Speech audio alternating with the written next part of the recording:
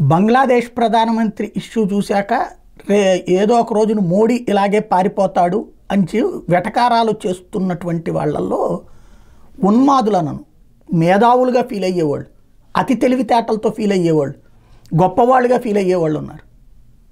అప్పుడు నువ్వెక్కడికి పోతావు? ఏ దేశానికి పారిపోతావు? ఇప్పుడు బంగ్లాదేశ్ అనేటువంటిది ఒక రోజున అణచివేతకు గురయ్యి వేలాది మందిని చంపేస్తుంటే ఆ దేశాన్ని అక్కడ పాకిస్తాన్ నుండి విడదీసి ఆ ప్రాంతాన్ని ఒక దేశంగా తయారు చేసి కాపాడింది భారత్. అక్కడ మళ్ళీ ఈ మత ఘర్షణల కారణంగా, ఒకే మతంలోని రెండు వర్గాల ఘర్షణల కారణంగా ప్రాణాలు కోల్పోతుంటే ఆశ్రయం ఇచ్చింది భారతదేశం. రేపు పొద్దున ఆ ఉన్మాద శక్తులే మన మధ్యలోకి వచ్చి రెచ్చిపోతే నిన్ను బతకనిస్తాడా? ఆఫ్ఘనిస్తాన్లో ఇట్లాగే అనుకున్నారు హిందువులు, ఏమైంది? ఆఫ్ఘనిస్తాన్లో ఉన్న సిక్కులు ఇట్లాగే అనుకున్నారు, ఏమైంది? పాకిస్తాన్లో ఉన్నటువంటి హిందువులు ఇట్లాగే అనుకున్నారు, ఏమైంది?